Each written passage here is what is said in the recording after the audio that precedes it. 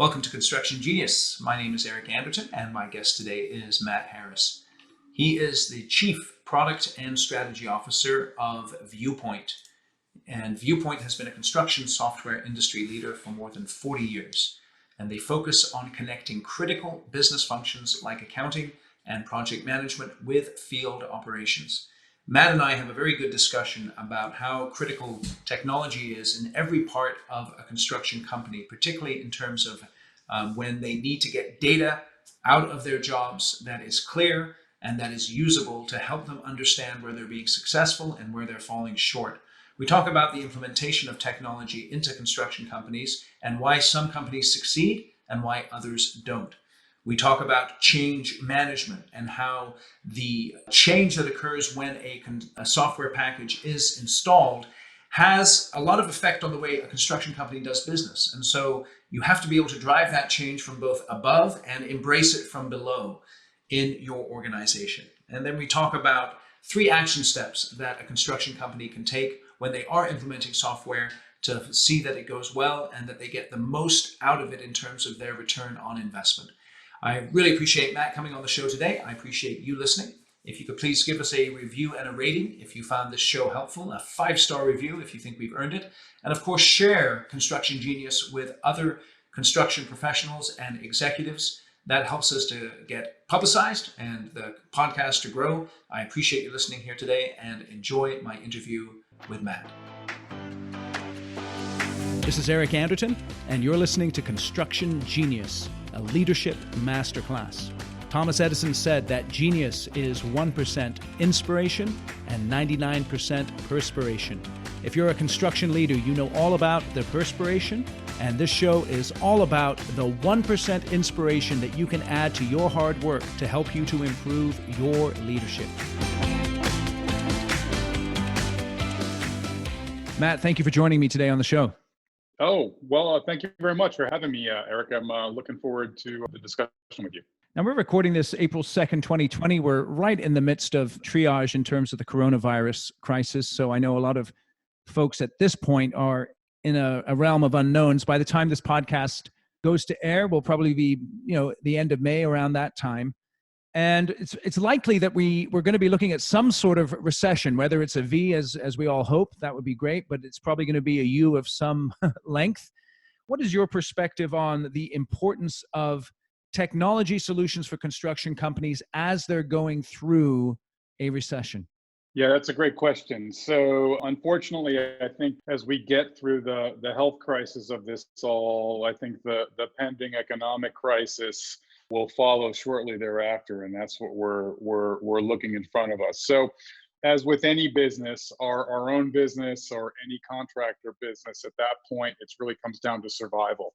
And what is the company doing to maintain its balance sheet, to maintain its profit and loss, its cash, its critical resources in terms of its contractual relationships, its employees, its vendor relationships, subcontractor base. All of that becomes part of the survival or sustenance that any contractor requires.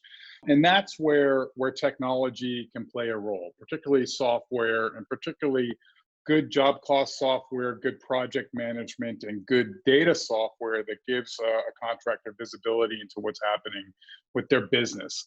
It's fundamental for contractors in these periods to have a really full understanding of their assets and liabilities, their balance sheet, to have very crisp clarity around their profit and losses, around profitability of any particular projects that they have ongoing, around profit fade that they may be experiencing, and getting real-time visibility into that is critical. Obviously, cash balances play an important role in this all. So the timing of payments, the timing of progress receivables, those all become critical in the life cycle or the life management, if you will, of a contractor in a business downturn. Let me just interrupt you there real quick. So let's say I'm a construction executive. I'm leading my company, and I'm in a meeting doing some scenario planning, and I'm going maybe worst case scenario. And like you said, and I think you said it very well, what contractors are looking to do in a recession is to survive. Okay. But I'm doing scenario planning, and I know a lot of contractors, they tend to be optimists. They tend to be, hoping for the best, but not necessarily always planning for the worst. If you were giving some advice to a contractor about how to go through scenario planning, what are some key metrics that you would be advising them to be looking at in order to effectively go through that process? Well, first, I think one of the first key metrics that any owner of a construction company is going to start to look at, and that they need to, continue to look at, is the health and strength of their backlog. Not only what's going to keep them alive tomorrow once the next job is done. And so the diversity of their backlog, the strength of their backlog, a forecast of the profitability of their backlog based upon their estimates and their known costs and expenses against that all gives an owner an insight into where their backlogs the strength of their future business and what things may look like tomorrow once the current job is done. And then if backlogs aren't where they need to be, there's a lot of contractors who have sought out new types of work, either in new niches and new verticals, like low voltage work, for example, or work out of state or in different regions where there may be more opportunity, or in the new environment that we'll be in, perhaps in healthcare work. There's going to be a lot of opportunity for growing areas of construction, which the good firms are going to take advantage of and really be able to grow into those. So that backlog management is going to be an imperative. In addition to that, obviously, the management of the current project is at the forefront as well.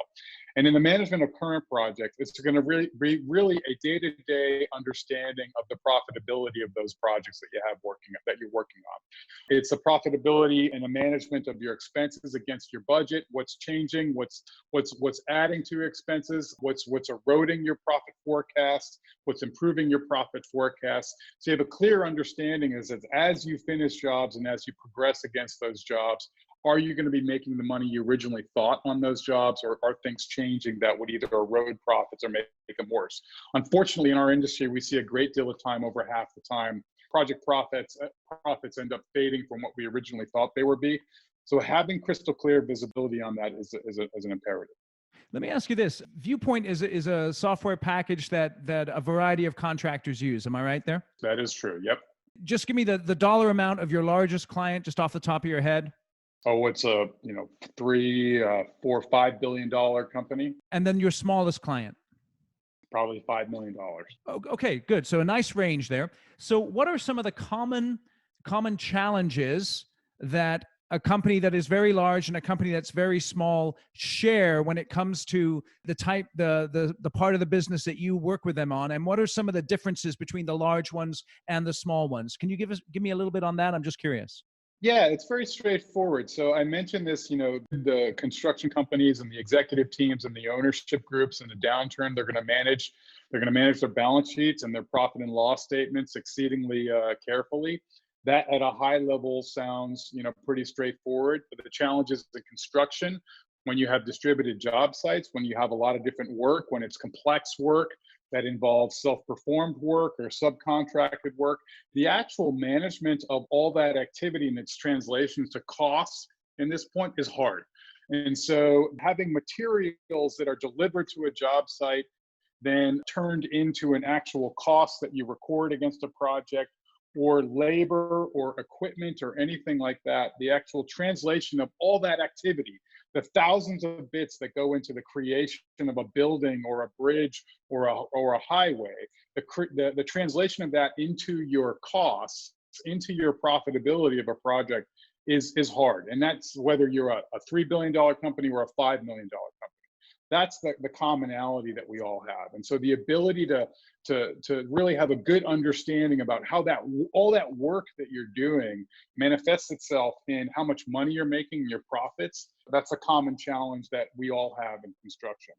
The difference that a large company may have over a small company is that a large company may be replicating that in dozens or hundreds or even thousands of different job sites or different locations and different types of projects. A smaller company may have 1, 2, or 3. And so that's the basis of it. It's just different types of scale, different types of maybe input parameters or materials or equipment and things like that. So the scale makes a difference, but the issue of getting the information into a place where it's collated together and is understandable and is usable, that's really the big challenge.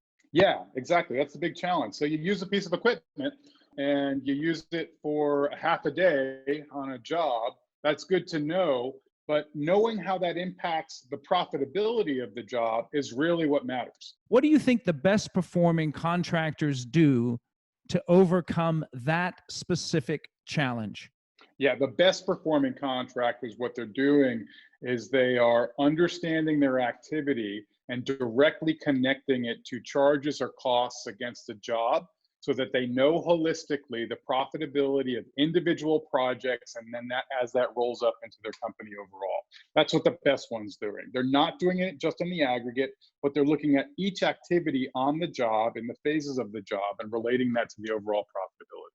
How do the best contractors balance the need for that type of reporting with the pushback that they might get from the field about you guys are micromanaging us, and why are you making us do all these cost reports and stuff when we just want to go out there and throw up some buildings and do what we do?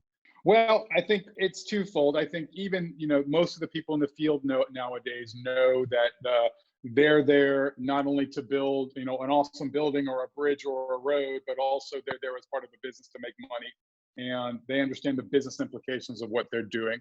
And the superintendents and certainly the project managers and the foremen and four people all know the requirement that they have there. And they feel that they have a responsibility for not only just the quality of what they're building, but the efficiency and productivity with which they're building. So I think that there's a common understanding of that. But also with technology nowadays, and what technology can do is kind of really simplify and enable some of the information capture so that it's almost seamless to the person on the job site. So it's almost seamless that if a piece of equipment, if a backhoe is used at a job site, with technology nowadays, we can track where that backhoe is. We know if it's being used or not. And just by virtue of the fact whether it's being used at a particular job site, we can start to allocate costs for that backhoe automatically to the project. So it really can happen seamlessly within a project without a great deal of overhead, if any, to a foreman or a project superintendent.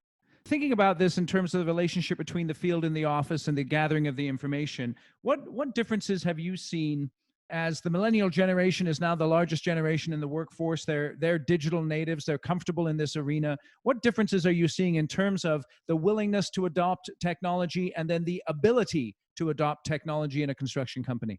Yeah, so nowadays, even a laborer shows up on a job site, certainly a tradesperson or a foreman or a project manager and executive, everybody's showing up on the job site with their own personal device. And so they will have an ability to interact with relatively sophisticated technology just in their day-to-day lives, whether they're communicating with their family or doing their own personal banking or whatever. And so that happens nowadays. And with good construction software now, it's all mobile enabled. It's going to run on any mobile device. It's going to run on tablets. And that type of interface that people are used to using on a day-to-day basis, like almost every minute of the day, is really the interface that every single construction employee has access to today. And so if you're tracking equipment productivity, if you're managing a work order against a boiler repair, if you're doing a safety talk with your crew in the morning, all of this applications in this and this work is enabled with very easy to use mobile applications or tablet-based applications. And so the actual usability of them by anybody on the job site has really become trivial and very simple to do. When you're coming to a construction company, and let's just assume they're relatively sophisticated, but they're maybe a little bit set in their ways. As you're presenting technology solutions, what are some of the biggest objections that you guys face in terms of implementing new construction solutions in an organization?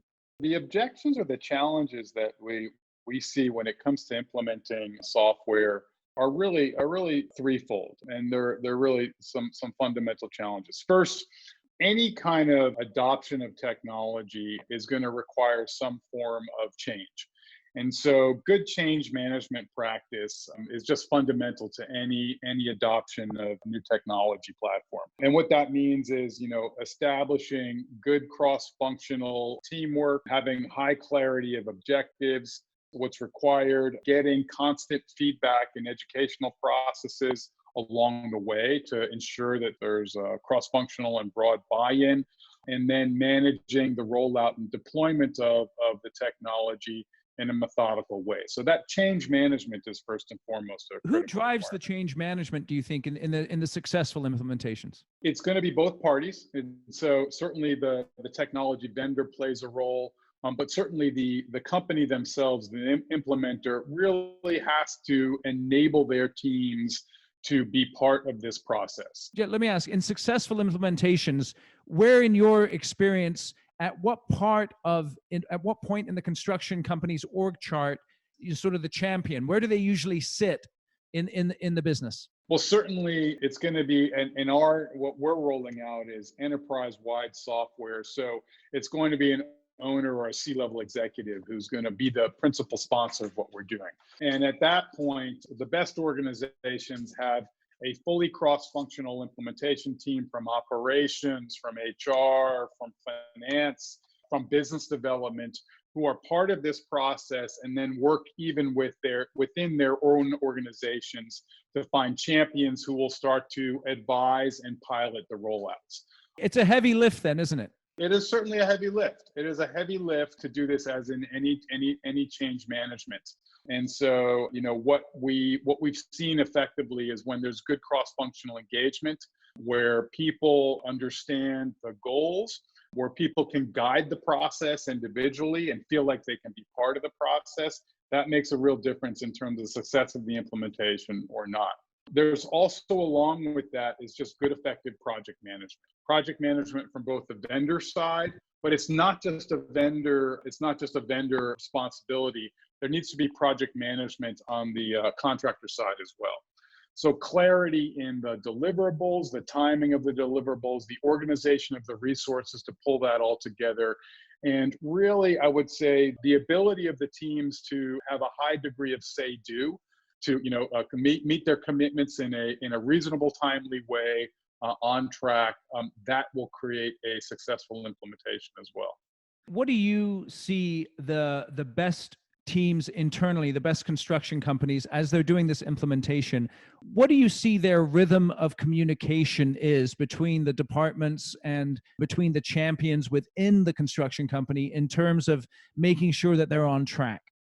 It really depends on the phases of the implementation. I certainly think in planning phases, as you're doing internal buy-in, there's weekly meetings as amongst the multifunctional groups. So operations would have their own requirements and deployment meetings, as would accounting and HR and business development, and the executive staffs would as well. So you'd start to see that at the very least on a weekly basis within overall project team coming together as well. As the deployment and rollout, then you might see daily stand-ups happening. And so be a quick, what we call stand-up, quick 30-minute reviews. Here's what we're going to do today.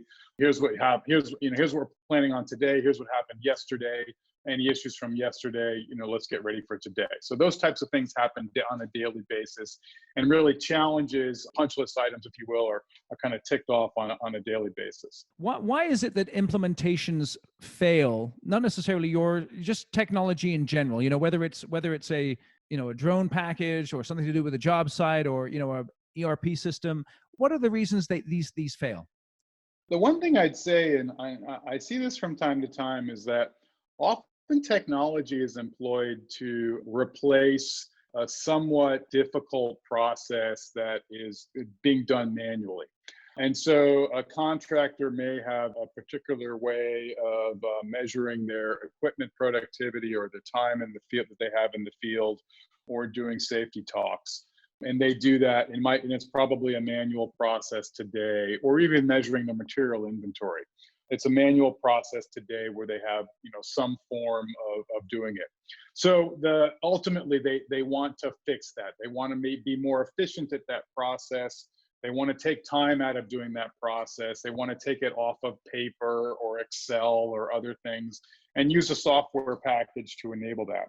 But in many cases, the software package is designed around some best practices that the industry uses. But those best practices may not be exactly the way the contractor does it him or herself, right? Where I've seen things, where things go well is when the contractor can think about ways that they can adjust their own processes to really adopt the best practices particularly well. And in many cases, the software is really going to take into account a best practice of whether it's an accounting method or a time collection method or an inventory method. But there are times when a contractor feels as if they want to maintain their manual process, but now with software. And that can sometimes be a challenge. Bending the software to try to, fit a particular process at a single company can sometimes relate in inefficiencies of the software or customizations that you otherwise don't need, or just kind of, expensive deployment of technology for which it really isn't designed. And that's where I think things get a little bit, can get sideways. So what you're saying then is that when someone is implementing a software program, particularly one that is as broad as the one that you guys offer, they have to be willing going in to make some changes to the way that they do business.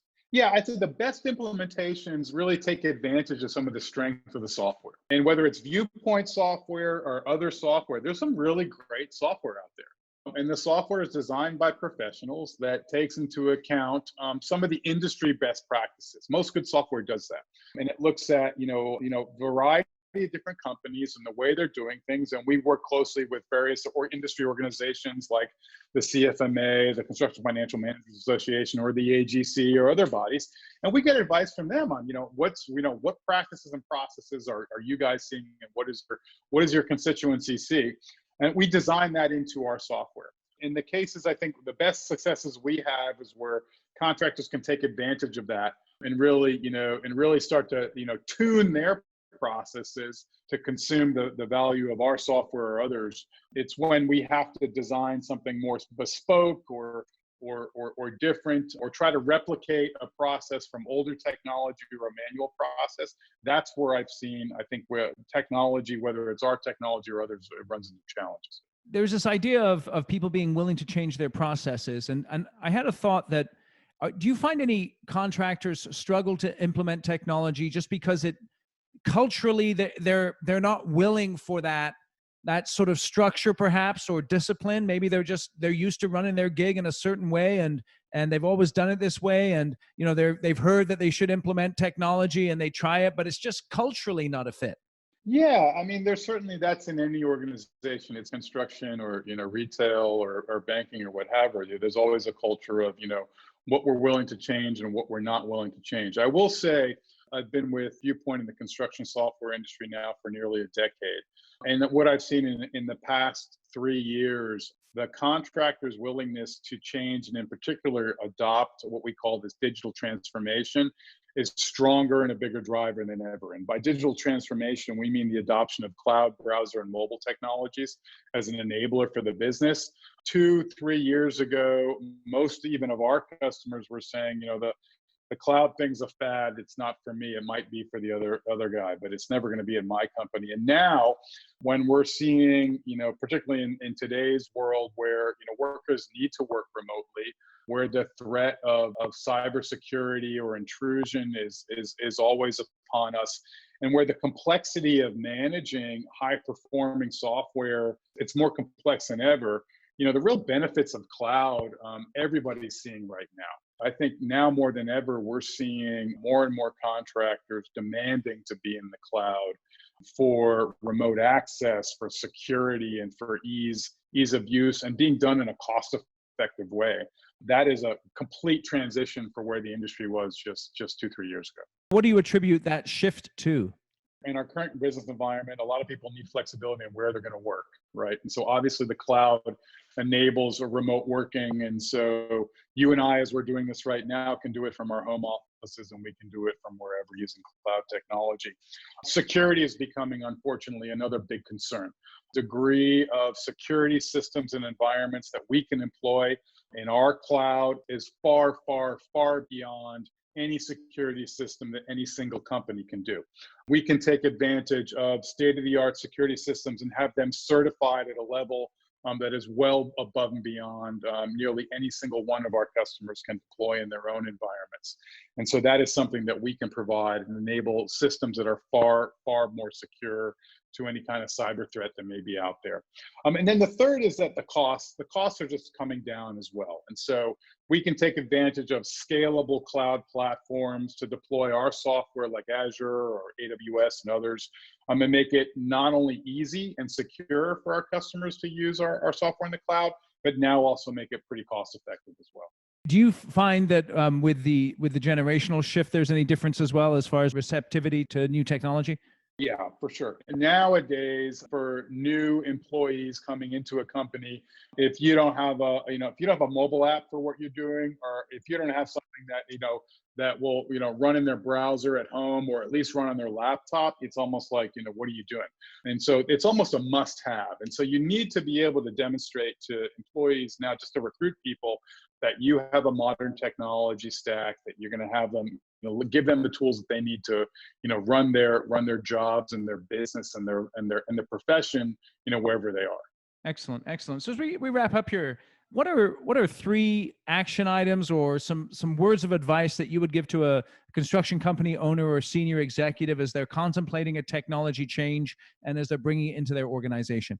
Well, particularly now, as we may be going through a difficult economic period, what we've found is that the best companies, when their project work may be slowing down a little bit and they may have some time, it's a great time to kind of retool their infrastructure, particularly from an IT perspective. So at the very least, we think it's a great time to reach out to some of your current partners and see where you can engage with them to either re-implement or tune up their existing software to get the most out of what you have today.